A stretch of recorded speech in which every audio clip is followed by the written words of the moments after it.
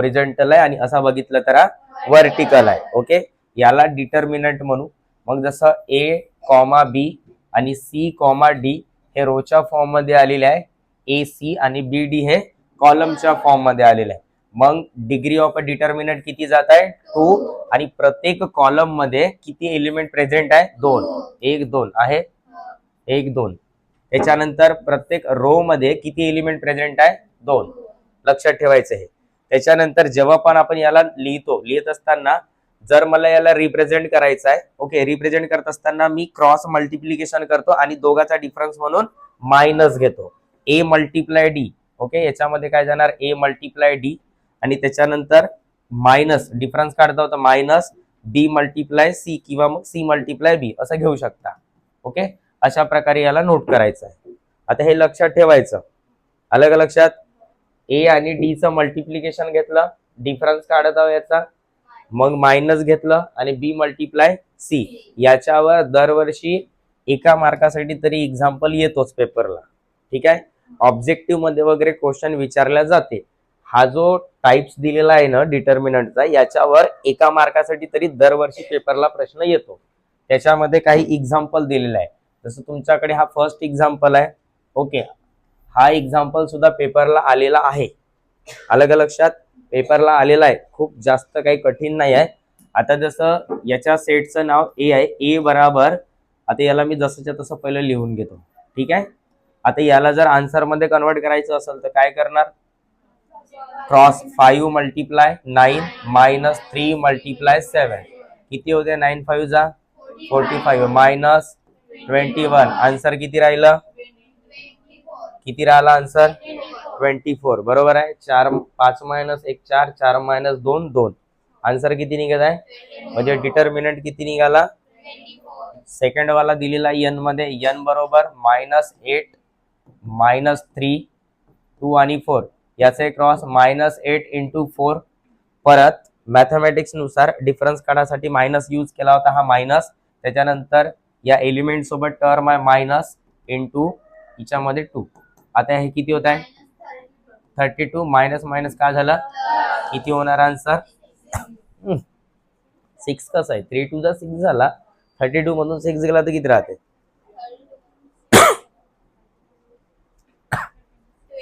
किती 26.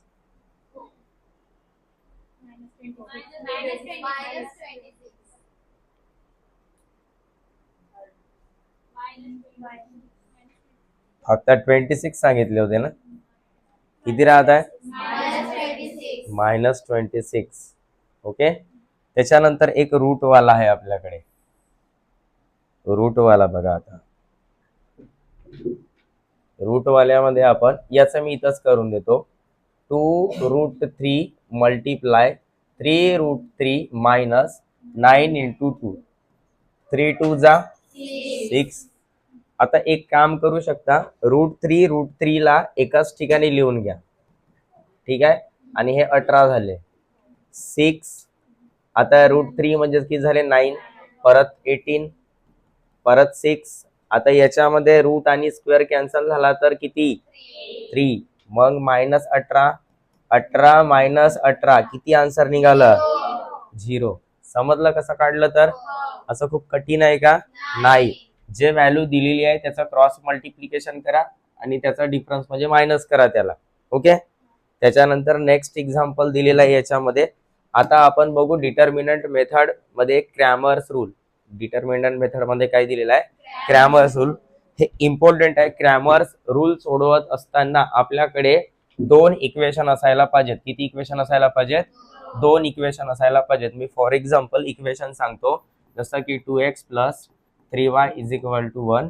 Okay, 4x + 5y = 2. असे 2 equation असायला पाहिजे. किती इक्वेशन असायला पाहिजेत 2. आता मी असं कन्सिडर करतो, हा माझ्याकडे पहिला इक्वेशन आहे, तर या पहिल्या इक्वेशन साठी हे पहिलं जनरल फॉर्म आहे. ओके, आणि माझ्याकडे हा दुसरा इक्वेशन आहे, तर या दुसऱ्या इक्वेशन साठी हे दुसरा जनरल फॉर्म आहे. ओके, आता समजा याच्यामध्ये a1x + b1y = c1 पहिलं झालं, आणि हे सेकंड आहे a2x + b2y = c2.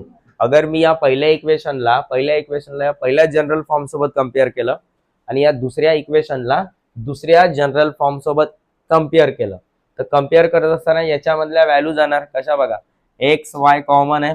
जसं आता A1 ची व्हॅल्यू म्हणून मी कोणाला ठेवू शकतो 2, B1 ची व्हॅल्यू म्हणून कोणाला घेऊ शकतो मी 3, C1 ची व्हॅल्यू म्हणून मी कोणाला घेऊ शकतो 1. करेक्ट.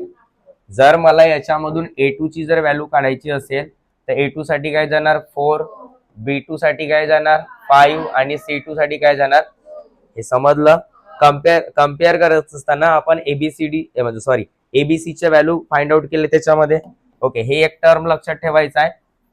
मग आता आपल्याकडे नाही का इक्वेशन होतं, समजा हे फर्स्ट इक्वेशन आहे आणि हे सेकंड इक्वेशन आहे, याला इक्वेशन 1 आणि 2 मध्ये लिहून घेतलं. ओके, आता लिहून झाल्याच्या नंतर क्रॅमर्स रूल नुसार काय करतो आपण, डिग्री ऑफ डिटर्मिनंट मध्ये आपण पाहिलं होतं 2 होती त्याची व्हॅल्यू, तसाच मग इथं डिटर्मिनंट मेथड मध्ये क्रॅमर्स रूल काय म्हणते, जसं डी, तर याच्यामध्ये डिटर्मिनंट फाइंड आउट करायचं आहे मला.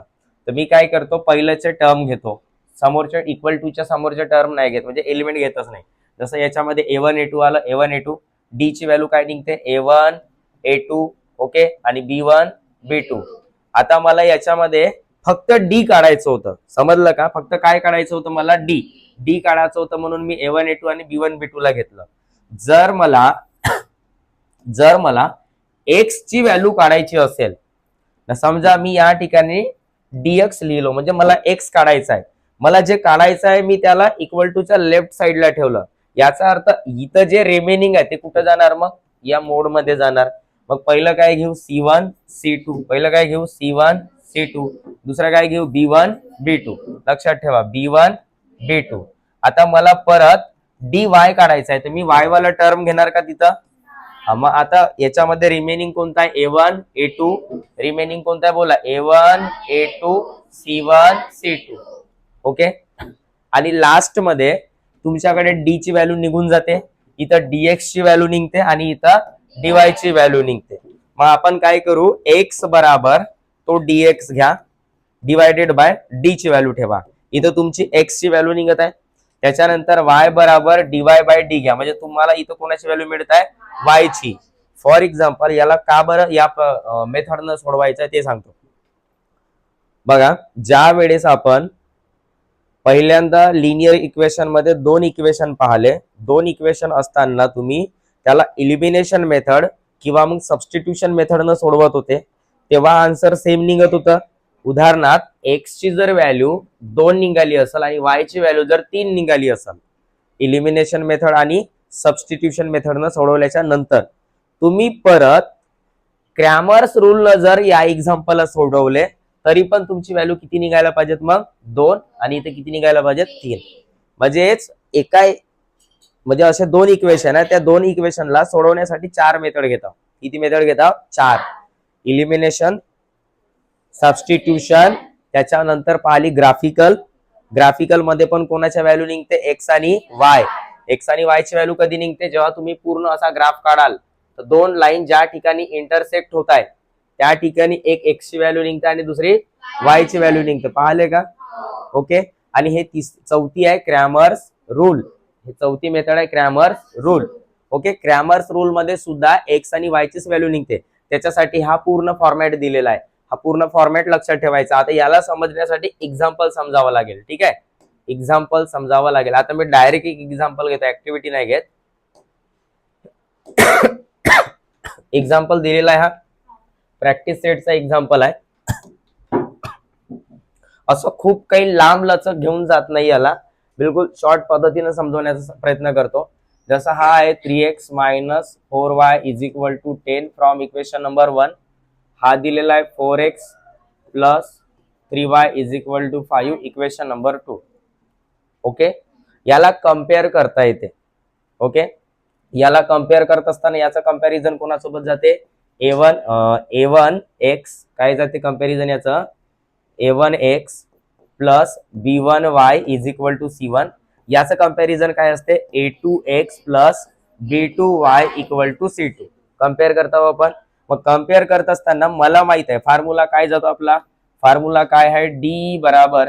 बरं, तुम्हाला माहित आहे याच्यातली ए ची व्हॅल्यू कोणती आहे, तर ए ची व्हॅल्यू कोणती आहे 3, B1 ची व्हॅल्यू किती आहे -4 आणि C1 ची व्हॅल्यू किती आहे?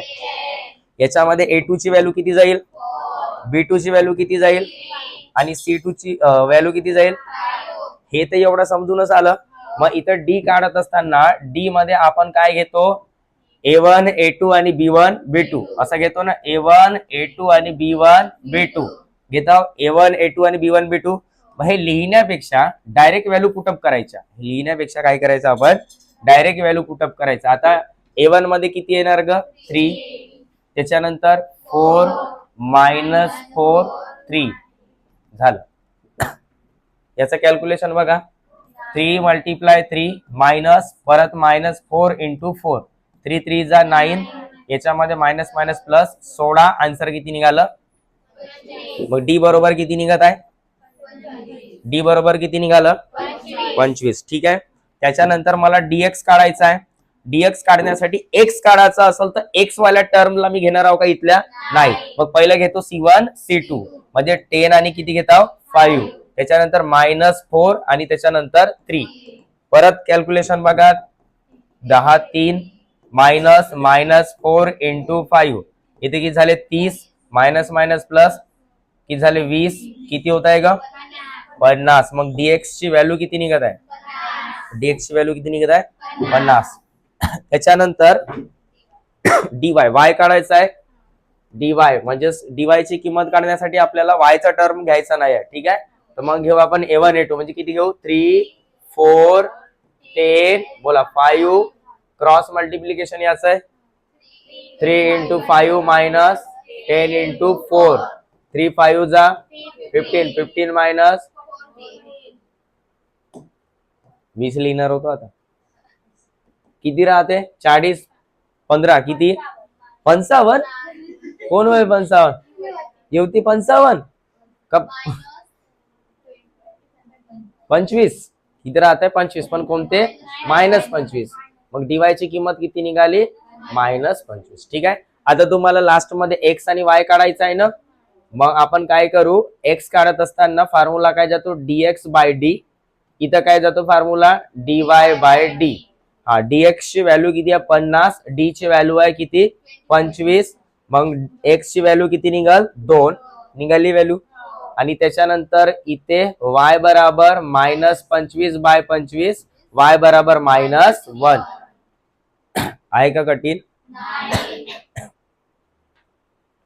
याला याच इक्वेशनला परत सांगत आहोत. याच इक्वेशनला तुम्ही इलिमिनेशन सबस्टिट्यूशन ग्राफिकल नि सोडवाल तर तुम्हाला आन्सर शेवटी हेच मिळेल. समजलं? पण ह्या दरवर्षी क्रॅमर्स रूलवर एक प्रश्न विचारला जातो. किती मार्कासाठी? 3 मार्कासाठी. दरवर्षी क्रॅमर्स रूलवर एक प्रश्न येतो. दरवर्षी क्रॅमर्स रूलवर एक प्रश्न येतो. कारण की लेसनच पूर्ण किती मार्कासाठी आहे? 12. मी लिहून नाही दिलो होतो का? 3 मार्कासाठी येते म्हणते. एवढं सारं काय देत असतं मग 3 मार्कासाठी? 5 प्रॅक्टिस सेट आहे. 5 आहे. ते 2च दिले असते 3 मार्काचं असतं तर मॅथ्स मध्ये 3 मार्काचं राहतच नाही. लक्षात ठेवा. किती मार्कासाठी जात आहे? 12. आणि हा प्रश्न किती मार्कासाठी येतो? याच्यापैकी कोणताही प्रश्न येईल 3 मार्कासाठी तरी सोडवता आला पाहिजे. आता मला सांगा तुम्ही, मी सोडवतो. ठीक आहे. तुम्ही सांगाल मी लिहितो फक्त.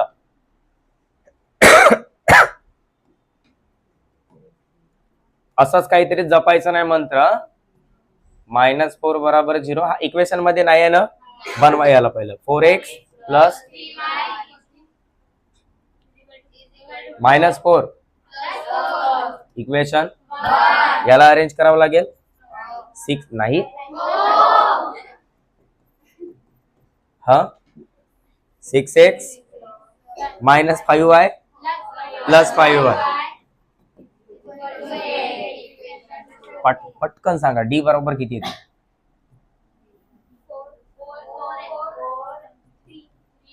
किती? कोणते इक्वेशन पाहायचे आहे बघा. इक्वेशन नंबर 1 आणि इक्वेशन नंबर 2 नाही तर कोणतेही पाहून टाकाल. सांगा 4 6 3y 5. ओके. 4 × 5 - 3 × 6 5 20 3 18. उत्तरात किती? झालं निघालं का बरं दिसत नाही का ओके dx बरोबर x नाही घ्यायचा आहे तो कोणाला घ्यायचा फॉर्म्युला काय जातो पटकन सांगा हा C1 C2 आणि B1 B2 ओके C1 ची व्हॅल्यू 4 8 परत बोला ना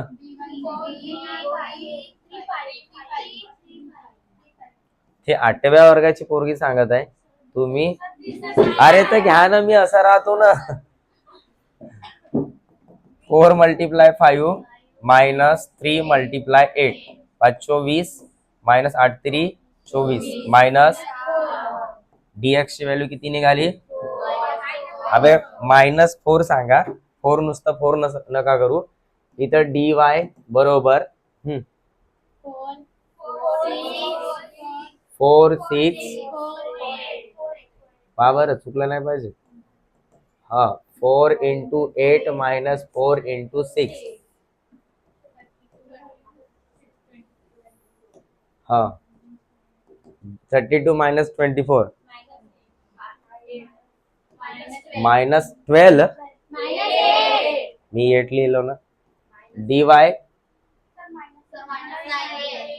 मग तुम्हीच तर सांगितले केलो प्लस मग आता त्याला इरेज करत खूप वेळ जाते x बरोबर आणि y बरोबर x बरोबर dx by d dy by d ठीक आहे इथे बोला x ची व्हॅल्यू -4/2 म्हणजेच किती -2 ठीक आहे इकडे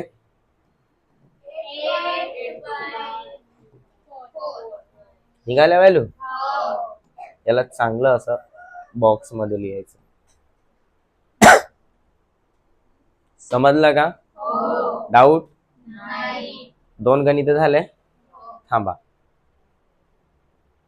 मग जर समजा तुम्हाला असं प्रॅक्टिस सेट आलं तर मग सोडवणार का अशी ऍक्टिव्हिटी आली तर सोडवणार का नाही सोडवत कोण वय नाही सोडवत या ती ऍक्टिव्हिटी नाही सोडवत बेटा अच्छा काहीच नाही म्हटलं म्हणते इक्वेशन देऊ नाही ऍक्टिव्हिटी बघा इथं किती नंबर राहील का 2 इथं काहीच नाही नंबर 1 इथं बोला इथं 1 मग इथे 3 2 जा -6 आणि इकडं 2 into 1 म्हणजेच किती 2 बोला इथं किती राहील -6 -6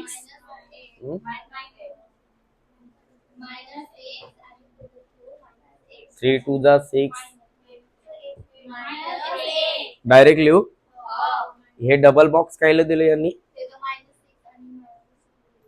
कुठं इथं -6 आणि म्हणजे परत तेच लिहायचं का नाही इकडं कशाला दिलं मग शानपणा करायला दिले का तिकडं इथे त्या मायनस एकदा पहा बरोबर चुकलं नाही पाहिजे फक्त हे 8 येते म्हणून सांगत आहे ते मायनस मायनस काय झालं प्लस मोठ्या संख्येचं चिन्ह काय वजन आहे बाबा 19 म्हणजे इथे किती -3 आले म्हणजे इथे किती 1 इथं -3 इकडे 1 परत -3 19 3 जा किती होतो 57 प्लस की मायनस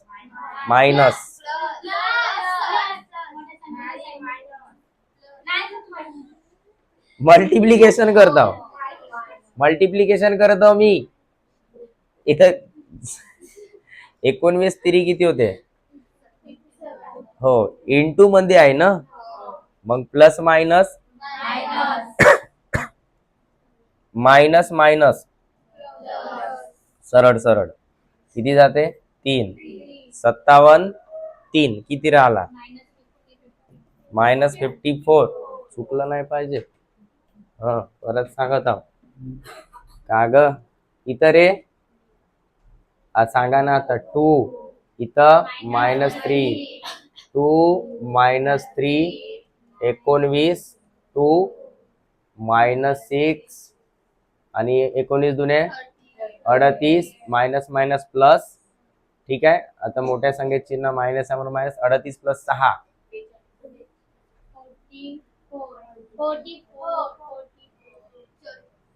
चौवेचाळीस आन्सर. हे असं तुम्ही चंगड चंगड काऊन सांगत आहे, म्हणजे बरोबर काऊन नाही सांगत आहे, असं फ्लो काऊन तोडत आहे. सांगायचं आहे म्हणून सांगायचं का? हे ऍक्टिव्हिटी होमवर्क राहील, जा करून आणा. मग सांगतच नाही ना आन्सर. दोन गणित शिकवल्याच्या नंतरही सगळं आयतं मी सोडून द्यायचं. परीक्षेला मलाच बोलवा पुढच्या वर्षी 27 मध्ये. हा का? हो सर म्हणते पुन्हा ऍक्टिव्हिटी करून आणायची आहे. हे सांगा, सोपी आहे. Practice set 1.3.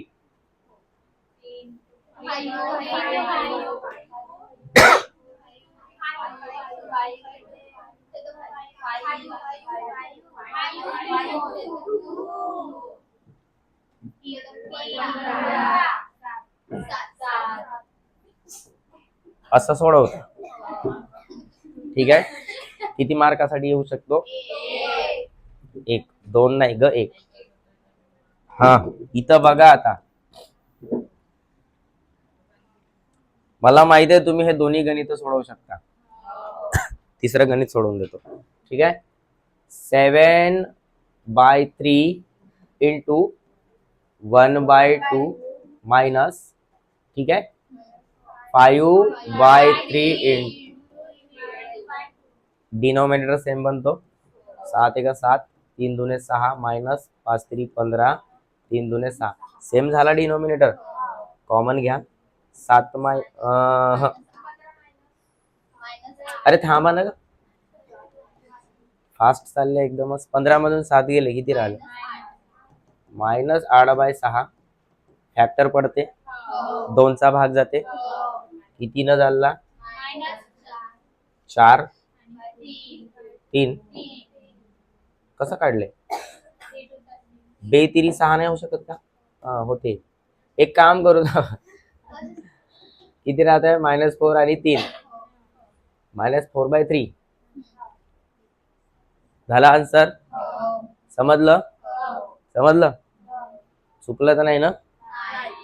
पहा बरं, असं नाही डिझाईन द्यायची अमिबा सारखी. त्याला छान व्यवस्थित असं लिहायचं. ठीक आहे. माही गणित सोडवता येणार? ओके. कुठून लिहत आणाल सांगतो तुम्हाला, कुठून लिहायचं आहे. लिहावं लागेल ना, तिथे झगडायचं नाही.